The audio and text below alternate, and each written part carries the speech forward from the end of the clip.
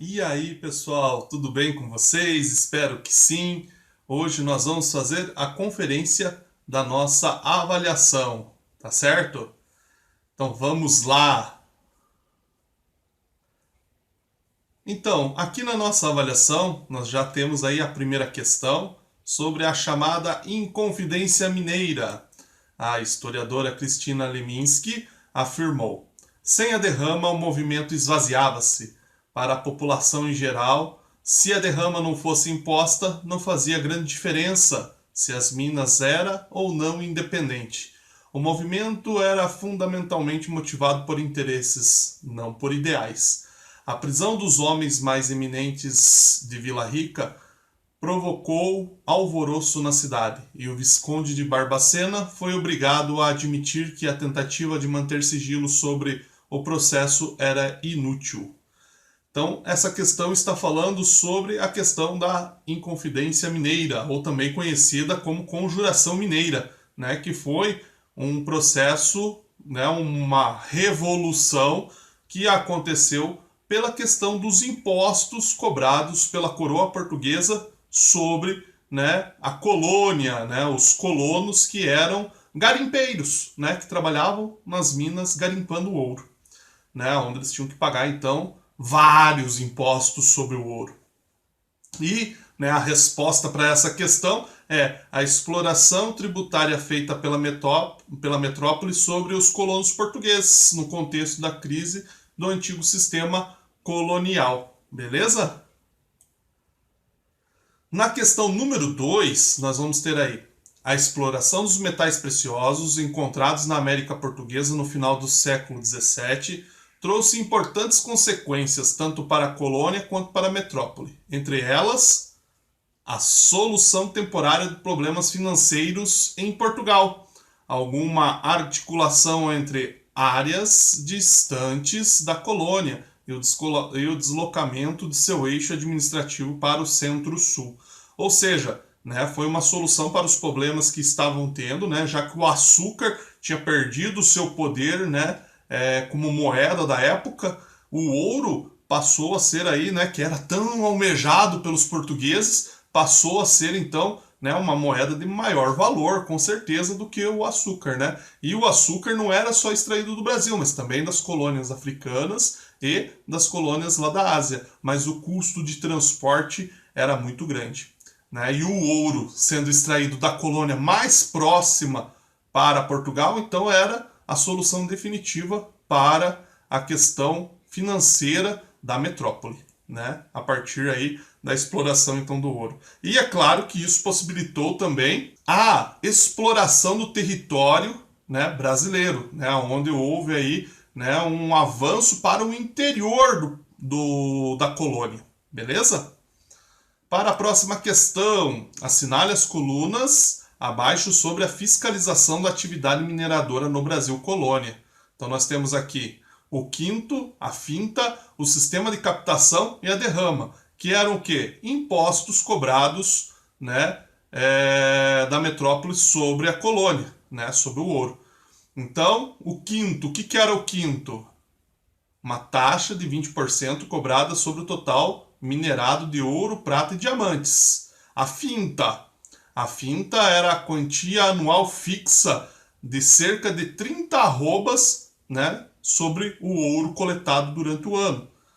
Depois, sistema de captação. O que é o sistema de captação? Era uma cobrança que incidia sobre cada um dos escravos que era propriedade do minerador. Então cobrava-se impostos até sobre os escravos que trabalhavam, né, nas minas. E depois, o último, a derrama, né, que só sobrou então a letra B para nós, a cobrança dos impostos em atraso ou de um imposto extraordinário, né? No caso, a derrama era a cobrança mais violenta, vamos dizer assim, que existia, porque eles obrigavam realmente a pagar esse imposto, era obrigado pelo uso da violência. Então, a resposta seria 1C, 2A, 3D e 4B, beleza? Na próxima questão, nós temos aí sobre a fiscalização realizada pela coroa portuguesa na zona mineradora de sua colônia brasileira, são feitas as seguintes afirmações. A partir do momento em que os portugueses souberam da descoberta do ouro em terras brasileiras, a exploração das jazidas aumentou substancialmente.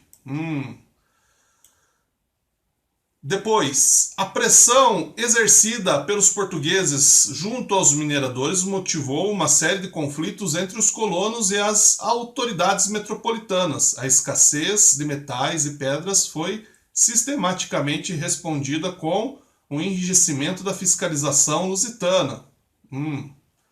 3. Em 1702, a metrópole oficializou a criação da Intendência das Minas, órgão que deveria administrar as regiões auríferas, respondendo pelo policiamento e a cobrança de impostos e julgamento dos crimes ocorridos nessa localidade. Então, assinale a alternativa correta. Então, nesse caso, todas as alternativas, todas as afirmativas estão corretas, tá certo? Foram todas essas situações que ocorreram, são verdadeiras. Depois, a próxima questão, a exploração da atividade mineradora e sua fiscalização na região de Minas Gerais geraram algumas revoltas da população contra a administração portuguesa. Qual das afirmativas alternativas abaixo indica uma revolta que não se refere à atividade mineradora? Foi a revolta de Beckman, As outras revoltas, a de Felipe Santos, a revolta de Vila Rica, Inconfidência Mineira e a Guerra dos Emboabas, todas elas foram revoltas relacionadas à questão aurífera, a questão do ouro. Depois nós vamos ter a próxima questão, que vai ser um fator que contribuiu decisivamente para o processo de industrialização na Inglaterra do século XVIII, foi a acumulação de capital resultante da exploração colonial praticada pela Inglaterra através do comércio, e comércio marítimo, A gente vai ver isso daí dentro lá da questão da triangulação do comércio, que daí depois da guerra contra a França, eles vão começar a cobrar impostos da colônia, E a colônia vai relutar até gerar a independência dos Estados Unidos, beleza?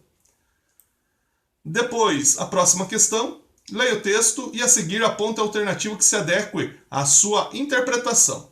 A máquina a vapor, tornando possível o uso da energia em todos os artifícios mecânicos em quantidades maiores do que qualquer outra coisa conseguiria realizar no passado. Foi a chave para tudo o que ocorreu em seguida sob o nome de Revolução Industrial. A face do mundo mudou mais drasticamente e mais rapidamente do que em qualquer outra época desde a invenção da agricultura, cerca de 10 mil anos antes. Então, segundo o texto, a máquina a vapor ela foi decisiva para o advento da Revolução Industrial, já que esse foi o primeiro dispositivo tecnológico que realizou uma transformação profunda no âmbito da produção. Antes disso, toda a produção era baseada no quê?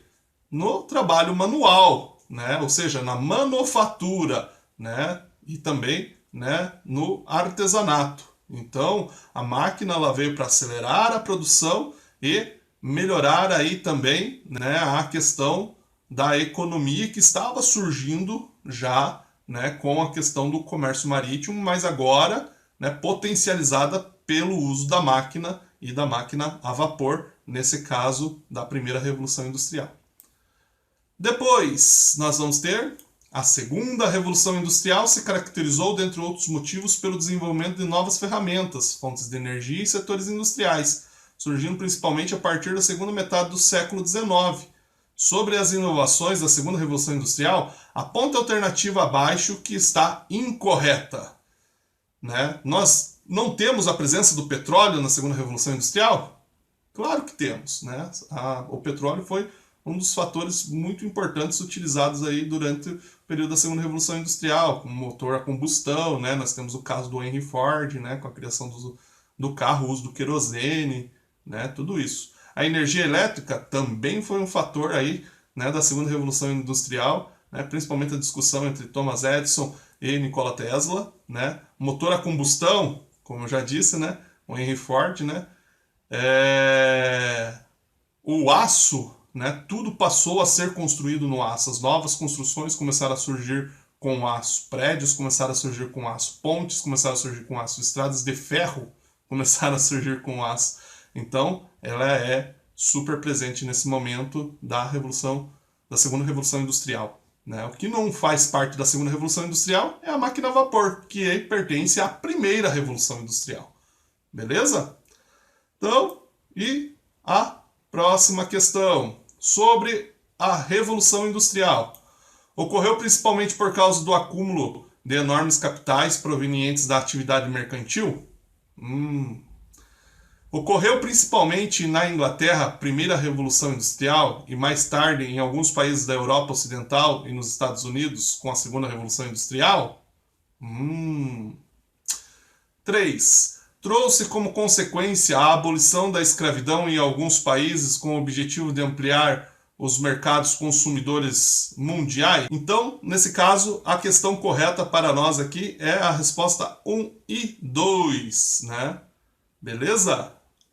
E por fim, a última questão, pessoal. A primeira revolução industrial se desenvolveu principalmente na Inglaterra a partir do século XVIII. Entretanto, a partir do século XIX, a industrialização se expandiu para outros locais, que, somados aos novos desenvolvimentos tecnológicos, caracterizaram a chamada Segunda Revolução Industrial. Qual dos países abaixo se destacou com o processo de industrialização e foi o marco da Segunda Revolução Industrial no século XIX?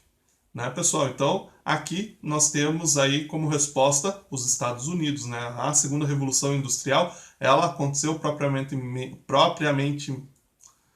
a Segunda Revolução Industrial aconteceu nos Estados Unidos, né? A gente vai ver todo o processo de desenvolvimento dela nos Estados Unidos e a expansão dos Estados Unidos a partir dessa revolução. Pessoal, nossa conferência fica por aqui. Espero que vocês tenham anotado as respostas das provas de vocês para vocês fazerem essa conferência aí agora, tá? E nos vemos na nossa próxima aula. Tchau!